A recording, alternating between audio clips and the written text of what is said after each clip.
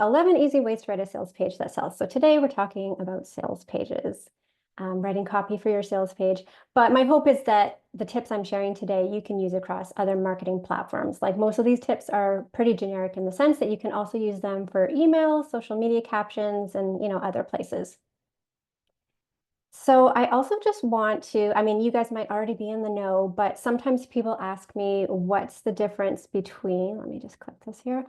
What's the difference between a sales page and a web page? So a sales page, when I'm talking about a sales page, I'm speaking about typically one longer web page where you're just promoting one specific thing and all the call to action buttons on that page direct people to one place.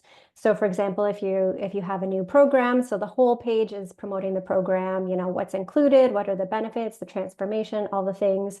And then every button on that page is leading people to a separate page, most likely a checkout page, or maybe it's an application form or something like that. Versus a web page like your homepage where you're talking about different things. Maybe you've got a section about your services, and then that leads to your services page, or you have a mini bio and it leads to your about page. So yeah, just different in that way. I didn't want to assume that people already knew the difference, but maybe you do. Okay, and the reason why we're talking about sales pages today, aside from Chris asking me to talk about this, is maybe you need to write a sales page for a new program. Maybe it's a product or a product bundle, a service, a coaching offer, a membership, basically anything you're selling where you feel like you want to give it more attention than just, a couple lines on a web page or a very small landing page. One of my repeat clients is a former teacher, and she has like a pretty big TPT store, I think. And she has an all access reading membership and all access math membership. And so I wrote sales pages for those. And those were, again, like long form web pages just promoting those memberships. So I also want to say what this presentation is and what it isn't, because I realized almost like kind of late, even last night, thinking, oh, I wonder if they were thinking it was going to be this, but it's actually this. So what I'm going to do is just share some high level sales copy tips that you can use, again, mostly for your sales page, but honestly, I think you can use these tips elsewhere too. And this is not a step-by-step breakdown of like, okay, this goes at the top, then here's the next section, then the next section, like a page, sales page breakdown. So again, I wanted to veer more into the strategy and also give you tangible copywriting examples. So if I'm talking about something, I want to show you, okay, it might sound like this. So hopefully we're on the same page of what this presentation was going to be. Okay, perfect. Okay, so we already kind of talked a bit about who I am, but yeah, I'm new to you guys. So I'm Nicole. I'm the owner of Nicole Kepic Copywriting. I've been copywriting for over 20 years. Basically, I went to journalism school, did the, traveling for a bit. And then I got my first copywriting job, like right out of school. I decided not to go the journalist route and then just kind of went into marketing. Started at this fitness and bodybuilding company, which was really interesting. I was the first woman hired in the marketing department. So it was literally me and a bunch of like these big bodybuilders. So I have lots of stories from that era of my career. Then I worked for an educational technology company. So that was good. I got to go to like these massive trade shows, education trade shows in the States. Stayed there for a while. I worked at creative agencies. So I was basically the copywriter on staff, working with designers, and then whatever clients the agency had, I got to write for. So like Walmart, Kellogg's, Keurig, brands like that. And then about 5 years ago, I went full time in my own copywriting business. And now I still service some of those agencies and more corporate companies, but most of the work I do is for other entrepreneurs, people like me who have left their 9 to 5 or teaching, and now they have their own business. So I write copy for them. And as we talked about, I'm also a new author. I keep forgetting this. I did a big launch and a big push for it. And now it's kind of like quieted down. I'm like, oh yeah, I have to keep talking about this or people are going to forget that I actually wrote a book. Such is the way with marketing, right? Okay, so before we get to the 11 tips I've promised, and yes, the presentation was supposed to be 10 tips, but then I added another one at the end.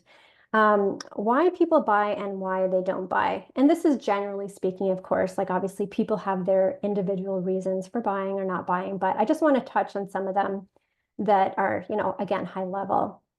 So Even if something is super cheap, sometimes people might hesitate to buy. And oftentimes it has nothing to do with what you're selling, like your product or service or program, whatever it is. It might be amazing, but they have stuff going on their end that's making them hesitant to buy. And again, generally speaking, they need to believe certain things about you and what you're selling and themselves before they, click that button to buy. So here are some things that your readers need to believe about you. They need to believe that you understand them on a deeper level. And that includes not just what you want, but also what you don't want. So it's just knowing them on a deeper level. The example I give here is like I had a business coach one time pitching me to work with me. And she was basically like, I'm going to help you get lots more clients and I'm going to make it so that you have like your calendar's fully booked with discovery calls. You're going to have so many calls each week and, which is going to lead to more clients. And so, yes, I wanted more clients, but again, as an introvert, did I want to have my calendar filled up with these calls? No, no, I didn't. So it's like she kind of knew what I wanted, but she didn't know what I didn't want. So that's important in your copy to address those things, or at least understand both of those things. Your readers need to believe or know that you have unique credentials that can support them. And I have credentials in quotation marks here because it isn't necessarily always about what's on paper, like your degree or your certifications. They just need to know that maybe you've helped other people in their same situation. You've supported others, you've delivered results. Maybe you have gone through what they are going through and then moved past it. So again, it's not just credentials as in what's on paper, but just an inability to support them. And they also need to know or believe that you have the right solution at the right time. And a lot of it is timing. Like you might try to sell something to somebody and it just isn't the right time, but you go back 3 months later, 6 months later, and the timing is right. So here's what your readers generally need to believe about your offer, whatever it is you're selling, that it's going to make their life easier instead of harder because, I mean, we all have enough stress in our life. We all have enough things to do. So your solution or whatever you're selling needs to make their life easier in the sense that you don't want to have them to go through like a million loopholes or loops to get the solution or have it add more time to their life. And what they really want is to save time. So again, making their life easier, better, more enjoyable. Those are all things that are important to your readers. Also, that it's ideally not just a one-hit wonder. And what I mean is that once they pay for whatever you're selling them, they're not just going to be able to use it once. Like sometimes that is the case. It is just kind of like a one-time thing. But if it's something that they can use over and over again, or if it brings repeat benefits or long-lasting benefits, then that's going to be perceived as more valuable to them. And they also need to believe that the investment will pay off in a big way. And I say for financially or in other ways, because, sometimes when we're buying things, I mean, personally, if I'm looking at investing in something, say it's like $100, I think, well, am I going to make this $100 back? Like I want to see the ROI, but sometimes it's not a financial ROI. Sometimes it's just something less tangible, like I'm going to have more confidence or I'm going to save more time. So those can be just as important as making money back. And here are some things that your readers need to believe about themselves, that they don't have to be perfect to invest in you or your offer. They don't have to have it all figured out. It's okay that they're still learning. It's okay that they don't have all the answers themselves because that's what your job is, to help them get to where they want to be. That it's not too late for them to be or do or have whatever they want. You want to inspire them and give them that hope in your copy, and that they can achieve their biggest goals no matter what they've tried before. So, maybe they've tried other courses, other products, or invested in other coaches and it didn't work. Maybe the timing just wasn't right. Again, the copy is just kind of uplifting and providing hope that the past is the past and it doesn't dictate the future. Oops, I already did this one. Okay. So bottom line to all of that is that your copy can help shift beliefs so that people feel safer investing in you. So it's not that you're trying to convince somebody to do something they weren't even thinking of doing or convince them to do something they don't even want to do. It's more that you're empowering them. You're giving them permission to move forward. And the goal with all of this, with any of your copy really, in my mind, is to have fun, feel good copy that gets people excited versus pressured to buy. Because I don't know who wants to be pressured into buying. I don't know who wants to write copy that feels very pressury. It has to feel good. And if people feel like there's a countdown timer in their face and, they have to act now and buy now, not that there's anything wrong with countdown timers. I sometimes use them myself. But if they feel pressure to buy and that if they don't buy, business is going to crumble, then that doesn't serve anyone because maybe they'll regret the decision after, maybe they won't get the most from the product or service that they bought. And then if that's the case, they're certainly not going to leave a glowing review, which is going to, you're not going to have that review to use in your marketing. So it doesn't help anybody if you're pressuring people to buy. Instead of that pressure, icky feeling, you want readers to think, this is such a great investment.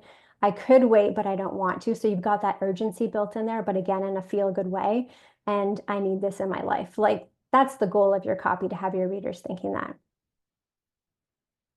Okay, so with all that said, I felt like that was a very long introduction. I'm going to get to the 11 tips, and obviously there's probably many more tips, but for time's sake, I'm just sharing these ones. So the first one is know your audience's big three. And you've probably heard people talk before, obviously, about knowing your audience. You need to know your audience before you can write to them, so you can write more specific copy that really resonates with them. But the way I look at it is there's nice to haves and there's must haves. So it's nice to know your readers' favorites. It's nice to know things like what's their favorite latte order, what's their favorite hobby, what's their favorite quote. Like these things are nice to have because then you can inject those fun and personal details into your copy. So it's more conversational, it's more relatable, it has personality, and people are nodding along. So those are great to add. But in my mind, the must haves, the three things you most certainly need above everything else, you need to know where are they now? Where are your readers now? Where do they want to be? And what's getting in their way? Because once you know those three things, then you can address them in the copy and then segue into your solution in a more authentic way. So here's just an example of how you could word this for where are they now? So say you're speaking to burnt out teachers. You could say you're spending your nights and weekends roaming Google for lesson plan ideas your kids will actually enjoy, and it's exhausting. And then where do they want to be? You want to leave work at work and enjoy more time with your family. Remember them. So the implication is that you never see your family because you're always working. And then what's getting in their way? You've got more tasks on your to-do list than hours in your day, and the time-saving resources from your district just aren't cutting it. You constantly feel behind. So the idea here is that, first of all, the copy is really conversational. In my mind, like conversational is absolutely key because we're all people. We're people selling to people, writing to people, so it should feel human. But the key is also that when you're writing copy, not just to address your reader's reality, but the feelings around that reality. So this is what's happening in their life. How is it making them feel? Do they feel stressed out? Do they feel like they're behind? Do they feel like everybody has it all figured out but them? Those feelings are so important because oftentimes people buy, from a place of emotion. And like I said, from there, you can segue into introducing your solution. Okay, so tip number 2 for your sales page copy, or basically any kind of copy you're writing, is to grab attention from the very first line. And, especially on a sales page, you might think that that title at the top of the page, the whole goal is to sell, because yes, of course you want to sell, you want people to buy the thing you're selling, but really your headline's main job is just to get people to keep reading, to stay on the page, because if your headline, doesn't grab attention or connect with your reader or just, resonate with them in a deeper way, they're going to bounce off the page. And then if they bounce off the page, they're obviously not going to get to the thing that you're selling and the details on the thing that you're selling. So yeah, really, it's all about keeping them engaged and keeping them reading. And there's so many different ways to write a headline. I'm going to just spend a bit of time on a couple of different ways, just to give a couple examples. But really, you can focus in the headline on what people are going to get or what they'll avoid or both. So I'm going to show you some examples. Here are some examples. So I've got just 4 here: big promise, from this to that, relatable question, and a matter of time. So the first one, the example, the premise is here that you're speaking to the one thing or results your reader wants the more. Like, what is at the top of their list that if I could just have anything, this is what I would want it to be. And sometimes, like the other day, somebody was saying, what do you see, what problem do you see in people's copy? And sometimes it's that people are trying to communicate too many things in one headline or one message. Like they know their program or service has all these benefits, but they're trying to convey all the benefits in one headline. And that's a lot of lifting that headline needs to do. And then the headline becomes unclear. So really, you just want to speak to the one thing, the thing that rises above everything else. And when I'm writing for clients, I'll often just say to them, like, how would your ideal client or customer answer this question? I just want, and then what is it? And they might say, I just want to attract better clients, or I just want to make more money, or I just want more time freedom. Like whatever it is that rises to the surface for them, that's usually what I put in the headline because it's just the clearest thing, the clearest benefit that they want. So here's how you might format a headline like this. The big bold headline would be, hey, target audience, whoever you're speaking to, get ready to achieve this big, amazing goal. So now they know what they want. And then in the headline, it says, without having to do this frustrating or costly or inconvenient thing. So it's basically telling them what's possible for them and then assuring them that, hey, and don't worry, you're going to get this result without having to do that thing you don't want to do. So I'm going to show you an example too, and feel free to screenshot any of this if it's helpful. So here's an example of that format. And obviously this is, you can tailor it to your industry. Hey, savvy solopreneur, get ready to attract more high caliber clients without having to hunt people down in the DMs. So if you're like one of those people that doesn't want to be on Instagram all the time, bugging people in the DMs, this would really speak to you. Okay, so here's another format of a headline example. Identify where your reader is now versus where they want to be in the future. And again, that's why that intel in the beginning is so valuable because then you can pull that and use it for things like your headlines or other copy on the sales page or anywhere else. So this format looks like this. Go from this painful thing to this amazing thing. Like I know it sounds so simple, but you want your headlines to be simple. You want them to be easy to understand in like a second. And then the headline to reinforce that, even if you're stuck on this limiting belief or action. So again, it's kind of like debunking the myths or busting objections before they even happen. So that might look like, if somebody's struggling to get clients, go from a ghost town of a calendar to being fully booked with dream clients, even if you're not a pro at social media marketing. So they're thinking, oh my gosh, I'm never going to get clients because I can't do Instagram, but then you're assuring them that it's fully possible. Okay, another question or another format for headlines is a relatable question. So basically, you're going to ask your reader a question that you know they'll say yes to. Like, so no matter what, they read the headline and the answer is always yes. And again, this can either focus on something your reader wants or they don't want. And here's an example. Are you tired of this frustrating thing? Again, very simple. And then the subhead, imagine achieving this big, amazing result instead, like that core desire. So again, just an example for you to make it tangible. Are you sick of attracting clients who try to haggle you on price? And naturally, somebody's going to be like, well, yeah, I don't want that. And so then the reinforcing copy is let's flip that switch and fill your calendar with people who ask to pay in full. Okay, and the last headline format example, this one, a matter of time. And to be honest, I don't use this one very much because you really have to be able to stand behind this. You're basically promising your reader something in a specific time frame. So again, just make sure you can stand behind this and deliver on that promise. So it looks something like this. Do or achieve this big, amazing thing in just X amount of time. And then your subheadline, even if it normally takes you this long, or you're convinced of this myth or this belief. Example, attract 7 new high caliber clients in just 7 days, even if you usually go weeks without new leads or are convinced there are no good clients left in the world. So that's like all the headline talk for now. Hopefully that gives you some ideas for, again, your sales page or any other types of copy where you can format it in different ways. And sometimes I'll also say too, sometimes if people find like their sales page isn't converting and they're like, oh no, I've got to rewrite the whole thing. Sometimes it's just as simple as changing that headline. Because like I said, that headline holds so much weight and sometimes it's just tweaking the language that can make such a difference. So I would always suggest starting there. So number 3 for writing sales copy, any copy, is empathize and empower. So just really like making your readers feel seen, heard, and understood. That's really all that we want. And so you want your readers to feel the same, that you genuinely understand, again, where they are, where they want to be, and what's getting in their way, and speaking to that, empathizing with them, with compassion, with empathy. And then the question I often get too is, I hear it's not good to dwell on pain points. Are we even talking about pain points anymore? Should I not talk about pain points and go right to the benefit?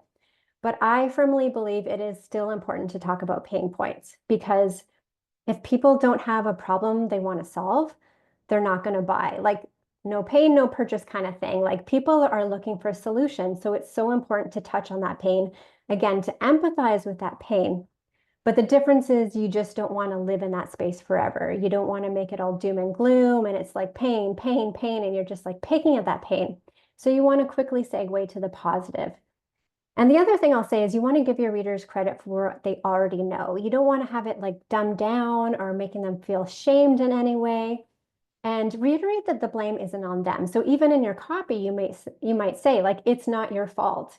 Maybe the timing was right, or you didn't have the right tools at your disposal, the right resources, but now you do, kind of thing. So again, never making your readers feel like, just shamed, basically. So here's an example of how you want to segue into more positive copy. So on the left side, something like this. This is what you're starting with. You've tried everything to engage your students during math class with no luck. You're starting to wonder if you're really cut out for being a teacher. I mean, this is really honest, but if you want to make it more positive, you could say something like, your students haven't been the most engaged during math class, but you're not giving up yet. You were born to change lives and we can help you do it. So it just feels more uplifting, more empowering. And then speaking of empowering language, like inserting those phrases or, that idea into your copy is so important. Like literally saying things like, you've got this, you're so ready for this is your time, you're an action taker. Like sometimes if you want to attract action takers, like just say that in your copy, you're an action taker. So then you're going to attract people who are like, yeah, I am an action taker. Like I'm ready to go. I'm ready to do this. So if you want to attract certain people, spell that out in your copy. And then the other thing about that is too, like you're naturally going to get some people, especially if you have a higher ticket item, you're going to get people who can't afford you right now, or maybe they're not quite ready to invest right now. And that is okay. Like it's just the way that it is. But you always want your copy to speak to those people who are ready to invest. Like just assume that you're talking to those people, because again, it's going to feel more inspiring, more uplifting. And the people who are, behind on the journey, they're still going to be inspired by that and they're going to follow along. And when the time is right, they're going to jump on board. Okay, number 4. I kind of touched on this before, but I felt like it needed its own category. Be as specific as possible with your copy. Just go really into the details, because if your copy is really vague or watered down, it's not going to stand out. It's kind of like it's going to leave this really murky picture. You're probably going to start sounding like everybody else in your industry, especially if you're all using the same phrases and jargon. And I understand that certain phrases are specific to your industry, and that's okay, but you really don't want to just sound like everybody else. And if you go on your website, for example, and you could basically use your copy for anybody else in your industry, then that's probably a sign that, okay, it needs to be differentiated in some way. And being more specific with your copy too, it just paints a more clear picture, more vivid picture, with fun, relatable details. So I'm going to give you an example. So say you're talking about a pain point. You could go from this: being your own boss can feel really stressful sometimes. Nothing wrong with that sentence. It's really clear. It's true. But if you want to make it more specific and just have a, like paint a bigger picture or a more vivid picture, you could say, being your own boss can make you want to guzzle a bottle of rosé at 11 a.m. And obviously, you're going to have to go with your brand here. Like if your brand is more cheeky and playful, you can do something like this. If it's a bit more formal, you might want to tone it down a bit. But the idea is just inserting really specific details so somebody can picture that, like an image versus just words on paper. And here's an example if you're talking a pleasure point. So from this, get ready to love waking up on Monday mornings, to this, start your Monday mornings with a smile even before you've had coffee, gasp. So again, it's just a bit more vivid, more relatable for somebody who's addicted to coffee. They might like resonate with that a bit more. Um, yeah, just painting a clearer picture. Okay, number 5 for your sales copy. Um, add the word "so you" during bullets just to turn features into benefits. And this is typically when you're listing out inclusions for your product or service, you're saying what's included. Instead of just saying literally what's included, say why that matters. Explain that to the reader.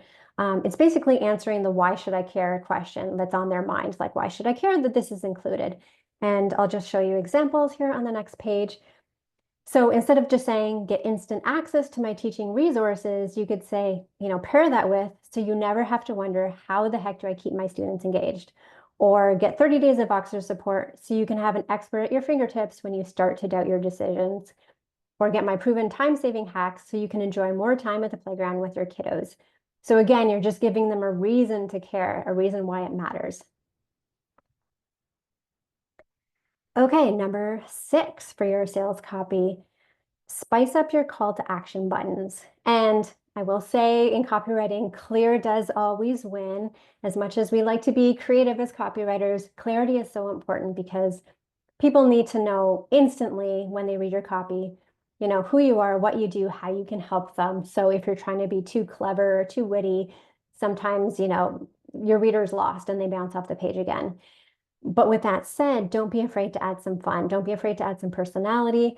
And for your call to action buttons, you can write them in the voice of your reader. So again, I'll give you examples so you can see exactly what's in my head right now. Instead of, on the left, you've got your learn more, buy now, apply now, sign up. Like these are totally valid and again, nice and clear. But you can also be more playful and say things like the phrases on the right. I'm so in, don't have to ask me twice. Heck yeah, I'm in, or I'm ready to win back my time. And then with that last one too, I'm ready to, you can insert whatever, result they want the most or whatever benefit they're seeking the most. And speaking of sales pages and call to action buttons, so when you picture a sales page, you've got the big headline at the top, like we talked about with the subhead, a bit of supporting copy, and then you have a call to action button right at the top there. And that's typically the case with sales pages. And that's because if somebody's landing on your page and they are ready to take action right away, you want to make it as easy as possible for them. So maybe they already know you, maybe they've been in your world a while, maybe they've already been on the sales page before, and now they're just coming back. That first call to action button is really just for them so that they can click right away and take action. But for somebody else who needs to do more reading, more thinking, you're going to have call to action buttons spaced throughout the page. And I usually say like every couple of sections or so, because you want there to be enough call to action buttons so that if they are ready, there's the button right there. They can, instantly take action. But you don't want to have so many buttons that it kind of ruins the flow of the page and it's like in their face too much. So here's an example of, I was mentioning earlier, that client I have that has a membership. So here's the top of the sales page I wrote for her before. You've got the main headline, then a bit of supporting copy, and then just pointing at that pink one there, that big button. This sounds like heaven. She wanted a more, fun, cheeky, casual tone. So that's why we didn't just say like apply now or buy now. But yeah, you've got that first call to action button at the top of the page and then other buttons throughout. Okay, tip number 7, appeal to the heart. And I think I already touched on this a bit too, but your copy should get people to feel something. There's emotion involved. Even for people who are highly technical, logical, they want to know the details, they want to know the price, all those things. Many people buy with emotion, and that motion is so important. So make sure your copy isn't just delivering facts and figures. Make sure that it's getting people to feel something, because that feeling is what usually leads into buying or acting or, going to that next step. So here's an example of taking copy that's, just kind of stating the facts to having it more emotional. So from this, help your students improve their relationship with reading, to this, watch your most reluctant readers turn into kids who can't wait to tell you about their new favorite books. And I feel like the one on the right is just more, it stirs up more emotion because I'm picturing that kid. I'm picturing that kid who used to hate reading, who now just can't wait to tell the teacher, like, this is what I'm reading, this is what I'm loving. So I feel like there's more emotion there.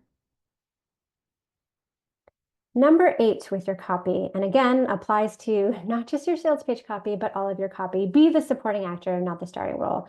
And I've got a picture of building a story brand over there because Donald Miller, this is all, this is basically his premise too, right? Like you're just there to guide people. You're there to support them. You're not taking credit for their success. You're helping them with their success. So the same applies in that you're selling from a place of serving. You're not selling from a place of just wanting to pad your bank account. You genuinely want to help your readers, and that's going to come through in your copy too. And on that note, you want to make it about them, not about you. Like, yes, on your sales page, for example, or your website, you're going to have an about section or an about page, and you're going to have details about you and your story. That's so important. But for the most part, it's about them, and you're speaking in a you voice. So here's an example from this, which is very I focused. So say you're, a mindset coach. I'm an expert in mindset coaching and I help my clients confidently show up on video. That might be true, but the copy on the right is just more reader focused. Imagine if you had the confidence to show up on video every day without doing a million takes. And so it's communicating the same benefit of helping people on video feel confident on video. But the second example is just more reader focused. It's about them. It's not about the person doing the coaching.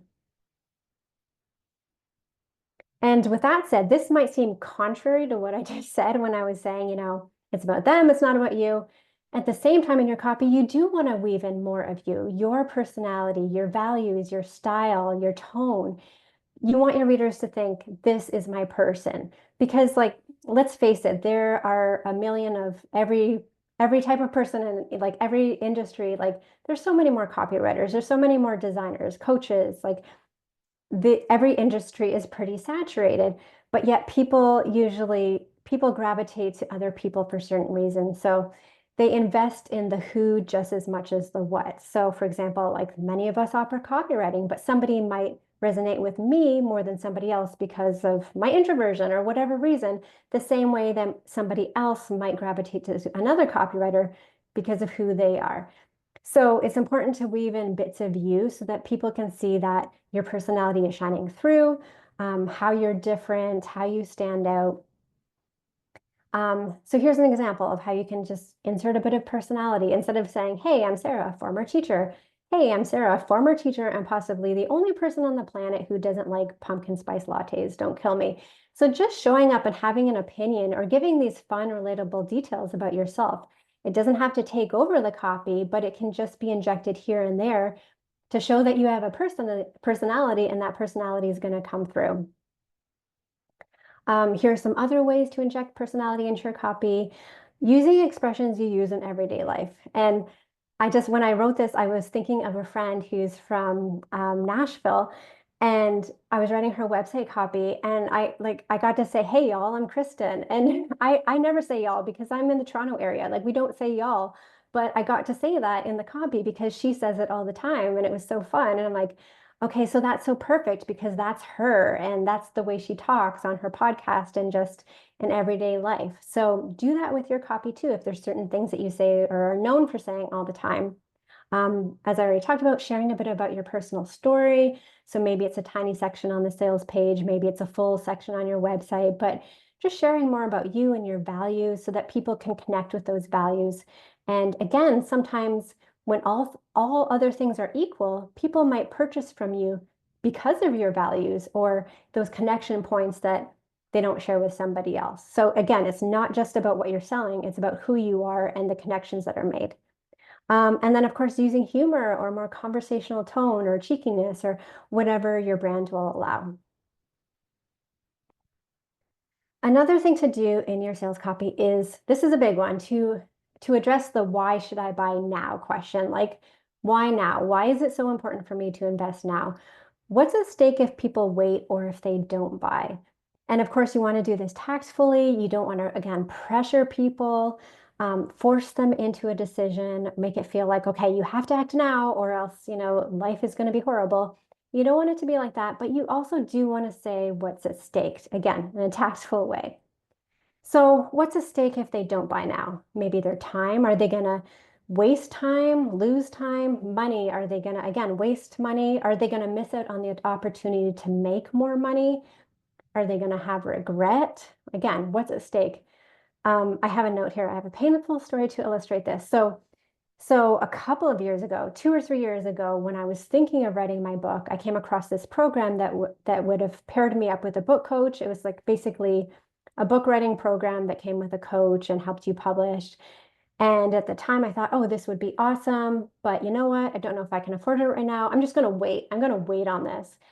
And then it was a year and a half or so later, and then I finally decided to invest in that program. And I was kicking myself because I thought I could have already had a book written by now. Like, why did I wait? Because the time passed no matter what. And here I am, and I hadn't even started my book. So I almost wish that the copy for that program would have spoken to that. It would have said, like, and again, in a tactful way, like, don't wait, because if you do, you're going to regret it. Like, you're going to wish that you had started earlier. And sometimes people just need that nudge and appreciate that nudge. And like I said, it just has to be done in a tactful way, showing what's at stake if they don't act now. Tip number 11 is end your sales page on a high note. So give them one last reason to take action, to be excited, to be inspired. Less doom and gloom and more dream life. So instead of focusing on the negative, you want to focus on the positive. Something like this. Here's an example. I mean, this one on the left is kind of dramatic. I don't know if anybody would actually say this. Tired of feeling stuck in your business? Secure your spot today before your income plummets. Like, yeah, nobody's going to say that. But the one on the right is just so much more positive and inspiring. Ready to put your big and totally achievable dreams into motion? Secure your spot today and let's get to it. So it's again, giving the reader credit, showing them what's possible, and getting them to believe in themselves. I also have a bonus tip. Don't worry about the word count to a point. Like, obviously, you don't want this page that just goes on and on and on and on. But I will say that, because people always talk about short attention spans, and which is 100% true. But don't have short copy just for the sake of having short copy. Like, if your copy is short, but it's also kind of boring and it doesn't really connect with the reader, it doesn't engage with the reader, then that is not better than having a really long form copy that does that. Because you can have really long copy, but it can also be really engaging and really compelling. And somebody who's engaged is going to read every word. They're going to stick on the page. So again, yeah, don't go by the word count, go by the quality of the copy, essentially. And somebody was asking me too about, okay, our long form sales pages, like, are they done? Have we seen the end of them? Should we just have short form sales pages, really short? And I had to say, like, I still get asked to write long form sales pages. And I think that's because it just serves the purpose of providing all the information somebody would need to make a decision. You've got your FAQs, you've got the pain points, you've got the transformation, you've got the FAQs, you've got the mini bio. You have all this information so that if your reader is the kind of person who does want all that information, they're going to read every word. They're going to soak in all that information. But if you also have somebody who just wants something really short, they're going to skim the page and just do the headlines, key bullets.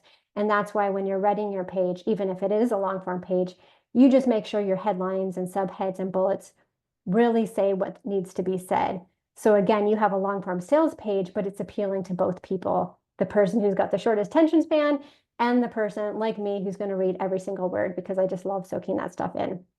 So yeah, long form sales pages still have their place. So that's a wrap. I feel like I was talking really fast. Before I go, I did want to mention this, no pressure at all, but if you need help DIYing your sales page copy, I do have a template kit, a toolkit. It's called Sales Pages That Sell. So basically, it includes a sales page template, which does walk you through a whole sales page format. It shows you exactly what to write and where for every section of a sales page. And then most importantly, it's got a few other bonuses, but the one that I think is the most important is I've written 14 sales email templates to go with it. So those emails are pre-written. You just kind of plug in your own business details, very story-based, benefits-based. And that's going to drive more people to your sales page, because you're going to have an amazing sales page, but if you're not directing people to it, then it's not going to sell for you. So if you are interested in that, just make sure to screenshot this code, save 100 to save $100 off of that. And then if you're in the place or position where you're like, I just want to hand off my copy, I do have a copywriting VIP days. Like that's my signature offer where I write people's copy for them, whether it's sales page copy, email copy, or website copy. And this is me on the final page. This is where you can find me if we're not already connected. My website, my email, and Instagram is where I hang out mostly, although I am starting to have a presence on LinkedIn, so you can always also find me there.